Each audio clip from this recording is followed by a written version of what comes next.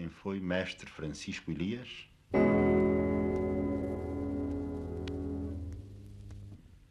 Pegar no barro, tomá-lo em suas mãos e modelar o sonho de uma vida, sem lhe roubar o próprio movimento, era a sua mais alta regalia e o timbre original do seu talento.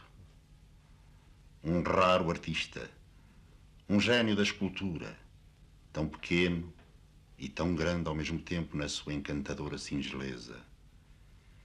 E sendo universal a sua obra, é infinitamente portuguesa. Estes versos dedicou-os António Boto ao homem que modelou esta imagem de São Francisco.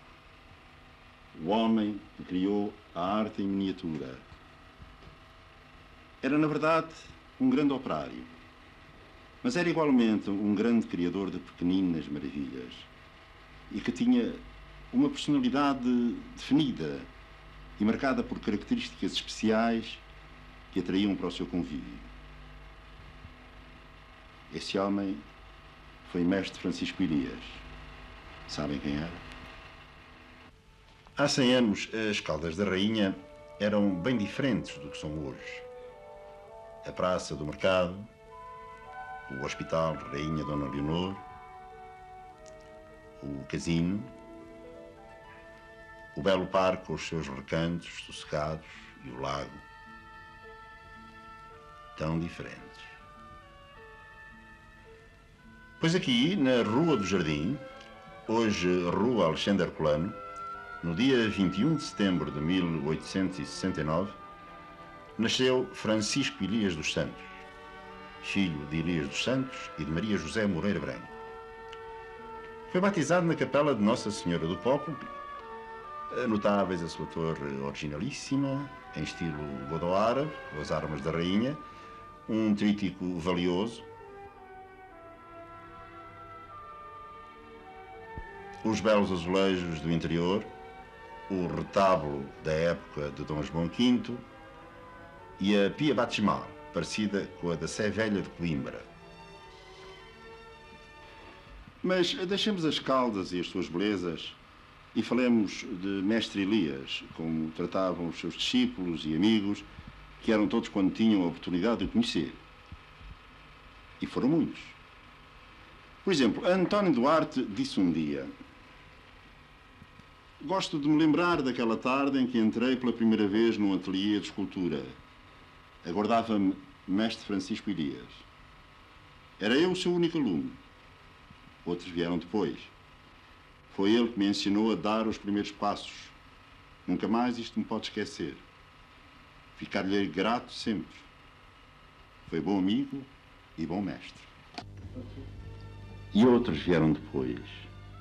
Outros cujas mãos foram guiadas por aquelas mãos que, como disse Joaquim Martins Correia, criaram coisas pequeninas, coisas singelas, coisas onde o amor se pega aos dedos, que são obras possivelmente de um sonhador, cuja personalidade também vincou de amor a quem com ele conviveu. Foram mãos que aprenderam a modelar com o mestre que produziram estas obras. As de João Fragoso, cuja arte está em permanente evolução. Falar de Francisco Elias é um assunto bastante grato para mim, porque fui seu discípulo e porque é meu conterrâneo. Na Rua Cândido dos Reis, por detrás desta janela, viu trabalhar muitas vezes um seu vizinho e amigo, o Dr. Leonel Cardoso, autor do medalhão comemorativo do centenário de Francisco Elias, que tem escrito um autógrafo de Sua Eminência, o Sr. Cardeal Patriarca. Benditos os dedos jeitosos que sabem fazer falar o barro. Leonel Cardoso, escritor, poeta, caricaturista, pintor e escultor, de quem estamos a admirar alguns trabalhos, conhece bem essa curiosa figura de artista e de homem. Do ponto de vista artístico, todos sabemos e todos têm batido essa tecla, é incontestavelmente uma figura, por assim dizer, única na miniatura do barro. Têm outros tentado a mesma coisa, têm conseguido aproximar-se, mas incontestavelmente com o lugar cimeiro dessa especialidade. Quanto a mim, continua a ser mestre Francisco Elias. Francisco Elias deixou uma obra vastíssima, uma obra que dificilmente se fará um rastreio, porque muitas das suas obras estão no estrangeiro e outras foram adquiridas por colecionadores desconhecidos. A exposição que as Caldas da Rainha resolveu fazer, muito justamente neste primeiro centenário do seu nascimento, é, na verdade, uma exposição muito importante, mas não é o suficiente para se poder ter uma leitura fácil do que foi a obra de Francisco Elias. Mas as Caldas da Rainha cumpriram o seu dever de gratidão. Vieram, enquanto trabalhava, propostas de vários países, mas o seu amor à terra, o seu amor aos costumes da terra que, ao fim e ao cabo, lhe inspiravam os seus trabalhos, não o conseguiram demover a sair da sua terra. O amor da família e a mágoa de partir obstaram a que me ausentasse do cantinho da minha terra. No meu íntimo, nunca encontrei razões que me decidissem a deixar a nossa pátria. Todos vão buscar, parece que, porque fosse a obrigação, haver uma fonte de onde tivesse vindo aquela inspiração artística, todos foram buscar uma ascendência materna. A mãe de mestre Francisco Elias era parente de mestre José Malhoa e, portanto, talvez possamos ir buscar as razões à arte formidável do seu parente. Francisco Elias foi, além de tudo, um homem de um raro caráter. Por vezes, o seu caráter e a sua força de vontade faziam com que conquistasse mais admiradores que, provavelmente, os seus trabalhos. Alguns artistas que, indo para as Caldas pela primeira vez, como Joaquim Rebocho e Joaquim Martins Correia, imediatamente se sentiam atraídos pelo mestre e do seu convívio aprenderam muito. Eles próprios o disseram mais tarde. Porque não era só ensinando, com aquela sua devoção de mestre que ama os seus alunos, que se inclinava docemente e encanecido sobre os seus alunos, era igualmente pela sua palavra, pelo seu exemplo, pela honestidade com que trabalhava, pelo sentido de operariado com que os seus trabalhos saíam das suas mãos. O seu dia de trabalho era enquanto podia ver. Elias dos Santos montou aquilo a que se pode chamar uma empresa de transportes dos doentes do Hospital Termal das Caldas da Rainha para Santarém, no regresso dos seus tratamentos de águas, e de Santarém para as Caldas, quando iam para tratamento. Havia uma estação de transbordos, chamemos-lhe assim, em Rio Maior. Portanto, os filhos do Elias dos Santos, seja mestre Elias e os seus irmãos, caminhavam, calcorreavam melhor, 23 quilómetros, que era a distância de Rio Maior às Caldas, para irem levar os doentes que tinham terminado o tratamento. E recebiam em troca aqueles que vinham iniciar o tratamento. Mas esta vida não servia ao pequeno Francisco. Talvez o de mais fraca saúde dos seus irmãos. Era indispensável procurar um ofício que estivesse mais de acordo com a sua condição física. E foi devido à interferência de um tio materno, o José Moreira Branco, que era fiscal da fábrica de faianças das Caldas da Rainha, cujos antigos pavilhões, abandonados e semi-destruídos, aqui vemos, que ele para ali entrou como aprendiz em 1886, ainda com 16 anos. Depois de trabalhar de graça durante 2 meses sob a direção do operário infeliz, começou a ganhar 4 vinténs por dia. Esta é a prova de exame do 3º grau executada por Francisco Elias em 1890. Foi discípulo de Bordal Pinheiro e nessa condição está vinculado a toda uma evolução de cerâmica nas Caldas da Rainha e foi professor da escola que tem o mesmo nome de Rafael Bordal Pinheiro. E como professor exerceu uma ação importantíssima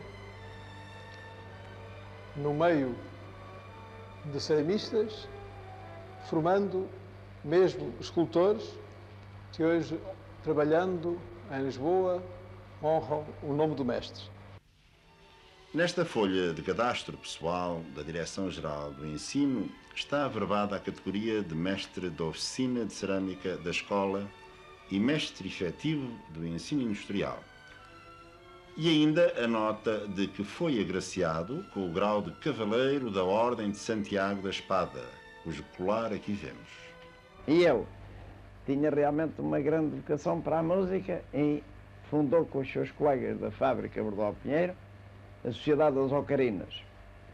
Estes instrumentos bastante característicos, feitos de barro, cozido, eram fabricados por eles próprios nas oficinas da fábrica. Outra tendência que ele também teve foi para a arte dramática. E nessa altura havia nas Caldas um pseudo-teatro, um barracão, chamado Teatro das Caldas, que era ali mais ou menos onde é hoje, aquela esplanada bar que há a meio da rua principal do parque. Aí se davam representações, os amadores dramáticos, e um dos quais era o mestre Francisco Elias, que tinha como coroa de glória dos seus tempos de ator teatral, o papel de anjo numa peça chamada Santo António, e era uma mágica, e tinha numa opereta que era As Intrigas do Bairro, que chegou aqui a ter também a sua fama em Lisboa. Ele fazia o papel de cabo geral. Mas como trabalhava Francisco Elias? O seu ateliê, instalado num quarto vulgar da sua casa, ocupava uns escassos 10 metros quadrados. Uma pequena mesa, uma cômoda envernizada, umas mãos cheias de barro envolto em panos molhados, uma cadeira banal, ferramenta minúscula e reduzida, um compasso, 5 tecos de madeira e 2 pincéis. O barro que usava era branco, vindo dos lados de Leiria, do sítio do Barracões, ali utilizado para fabricar louça comum. De uma bola informe, mestre Elias fazia uma figura delicada, expressiva, inverosímil. Era interessante assistir às metamorfoses que as suas mãos de mago produziam no barro, desde o esboço até à conclusão de qualquer trabalho. Os seus assuntos foram desde sempre as miniaturas. Quando saiu da fábrica Rafael Bordal Pinheiro, onde colaborou em obras importantes como a Jarra Beethoven, imediatamente começou a sua obra de miniaturista. Foi imediatamente, portanto, tentado a realizar as obras numa dimensão quase inverosímil. E as proporções e a graça com que tratava os seus assuntos que estavam relacionados com a terra, assuntos que ele via quando saía de sua casa, estão também, evidentemente, ligados intimamente a toda aquela região. Os seus tipos populares são de uma grande verdade, sendo absolutamente rigorosas, tanto a indumentária como a realidade das cenas representadas, o que lhes dá valor de autênticos documentos iconográficos regionais. Isto demonstra as suas extraordinárias qualidades de observador. Diz a poetisa Fernanda de Castro: as figurinhas de barro de Francisco Elias têm por vezes mais vida que os vivos, mais humanidade que os humanos, e os seus animais, nossos irmãos em São Francisco de Assis, são os doces animais do presépio de Belém. Simões de Almeida e Teixeira Lopes foram seus reais admiradores. O que mais impressiona na sua obra é, além do poder de observação, a exata noção das proporções. E o segundo? Foi habilíssimo como artista e singular no género que cultivou com talento. Não foram só os modelos populares que o tentaram, como esta tourada no momento da morte do touro, ou este sonho em flor na Ilha da Madeira, o último trabalho que o mestre conseguiu terminar. Dentre os inacabados, está este, que iria enfileirar na sua galeria de assuntos e figuras históricas, tais como o de Cepado, Dom Nuno Álvares Pereira rezando em Valverde, Luís de Camões, o Marquês de Pombal, o Duque de Saldanha,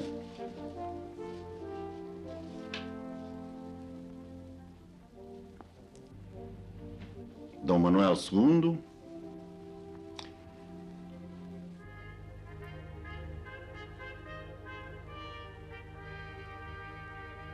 e o Marechal Carmona e o Dr. António Oliveira Salazar.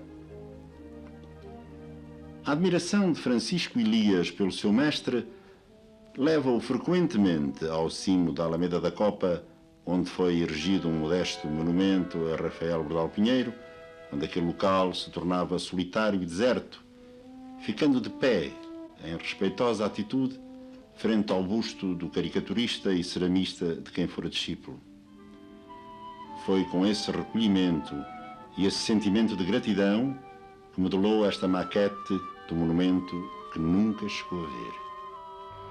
Um dia, poder-se-á fazer nas Caldas da Rainha um museu de cerâmica que as Caldas necessita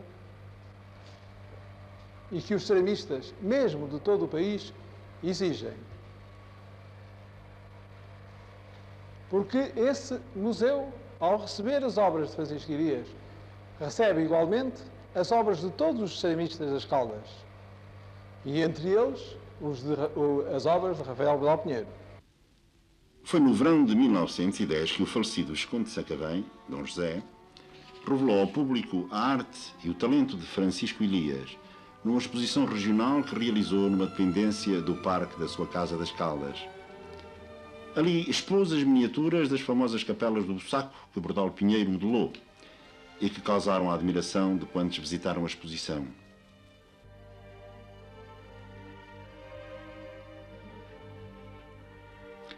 Esta espantosa coleção, que agora vemos, pertence ao atual Visconde de Sacavém. É inútil qualquer comentário, qualquer explicação, tal a força, a verdade, a expressão destas pequenas maravilhas. Basta apenas ouvir as palavras do mestre Eduardo Schwalbach. Disse Pasteur que quanto mais aprofundava a ciência, mais acreditava em Deus. Por mim digo que quanto mais a arte me sensibiliza, mais sinto o sopro divino que a anima. Francisco Elias, em toda a sua obra, manifesta a ternura artística do seu talento e, por assim dizer, a unção religiosa com que a realiza. Parece-me por vezes que esse grande filigranista do barro, no altar do seu trabalho, fez de joelhos as suas miniaturas. Por isso dá-me vontade de também ajoelhar diante delas e, reverente, beijá-las com devoção.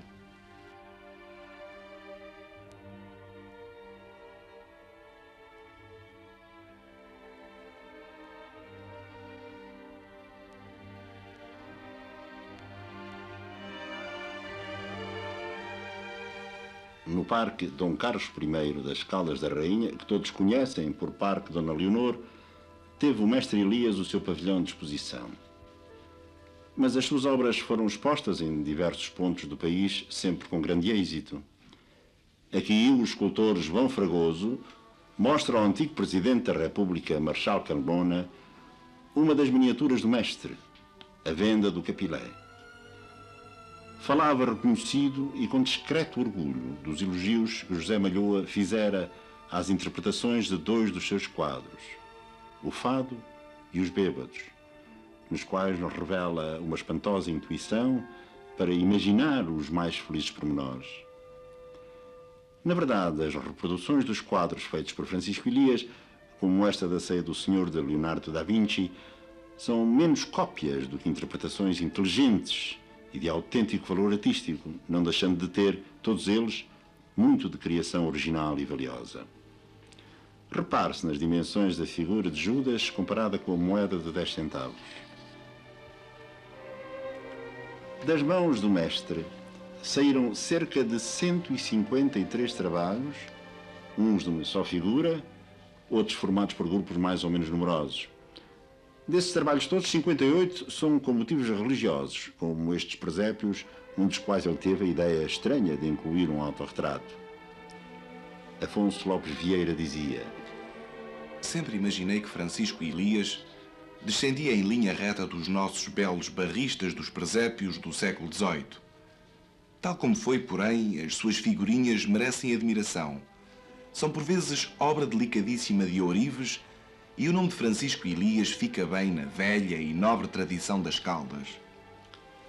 A grande atriz Adelina Abranches achava que ele aliava um grande coração e um espírito religioso, muito fora de vulgar, a uma altíssima sensibilidade artística.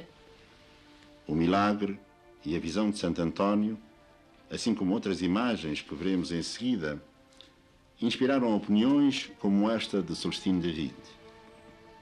Enquanto os grupos que esculpe têm expressão e têm movimento que parecem animados por sopro divino, aos santos que modela envolve-os a unção religiosa e aquele espírito de suavidade e resignação que repassava da sua alma de contemplativo. O seu São Pedro é simplesmente obra de maravilha. Que expressão extraordinária naquele rosto. Em pé, sobre o globo do mundo, firme e direito, o santo aperta em uma das mãos a grande chave do céu. Nas suas mãos de artista, por encanto, o barro inerte e frio que todos pisam e que essas mãos de mago divinizam, tomou a forma humana, mas de um santo. E porque a sua arte dá para tanto, e as suas mãos que tudo divinizam e que quase os tecos não precisam, insuflaram-lhe a alma sob o manto. Essa imagem que quase se não vê, mas que a gente não sabe bem porquê nos infunde a maior das simpatias, é apenas o barro, trabalhado pelas mãos desse artista consagrado que nas Caldas nasceu, o mestre Elias. Com este soneto da sua autoria, terminou Leonel Cardoso uma conferência sobre o grande miniaturista. Por vezes, Francisco Elias colocava as suas imagens, como estas de Nossa Senhora da Conceição e de Santa Rita de Cássia, em baldaquinos que foram rigorosamente realizados em estilo manuelino ou românico. Esta delicadeza de rendilhado, a mesma perfeição no pormenor, podemos admirá-las também na base de uma imagem da Rainha Santa Isabel.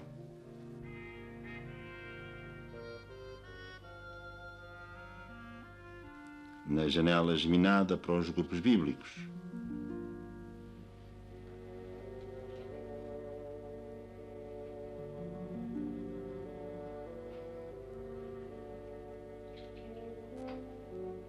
E ainda no candeeiro manuelino, a sua obra de maior amplitude e de rara beleza.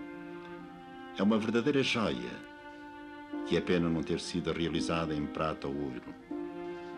Dela disse a poetisa Virgínia Vitorino: A obra do mestre é luminosa como a própria luz.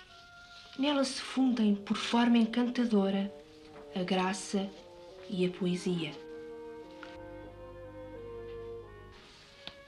Mas um dia, estas mãos, criadoras de tanta beleza, quedaram-se inertes, frias.